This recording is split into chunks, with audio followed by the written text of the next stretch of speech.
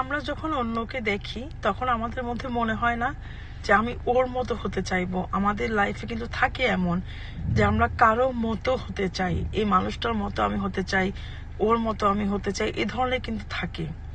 আমাদের মধ্যে একটা ডিজায়ার থাকে that I want to change. So আপনার মধ্যে যখন এই ডিজায়ারটা থাকবে যে I want to change, it could be that I want more happiness, হতে পারে যে আমি ইমোশনালি ফ্রিডম চাই, এটা হতে পারে যে আমি আরো বেশি হ্যাপিনেস চাই।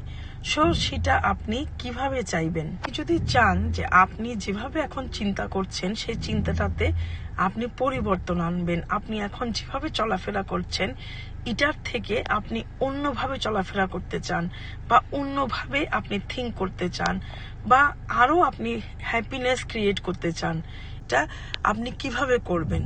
এটা আপনি তখনই করতে পারবেন যখন আপনি প্র্যাকটিস করবেন। ঠিক যেমন fake it to make it যে কথাটা বলা হয় যে আমরা ফেক করব, এটা আসলে আমি মনে করি না যে ফেক করা, আমি মনে করি যে ইন্টেনশনালি আপনি ওই কাজটাকে প্র্যাকটিস করা।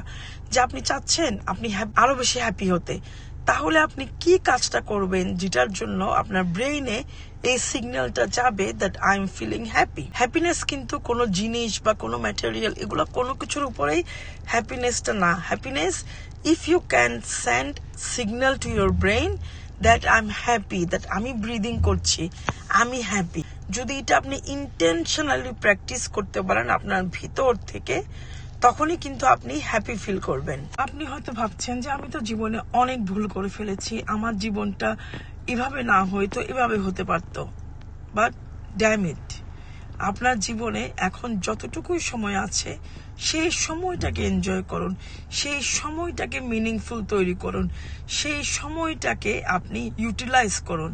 আপনি এটা নিয়ে যদি বসে থাকেন যে আগে আমি কি করেছি, তাহলে কিন্তু আপনার সময় জায়গায় সময় চলে যাবে, চেঞ্জেসটা কিন্তু কখনো আসবে না। So take charges of your life.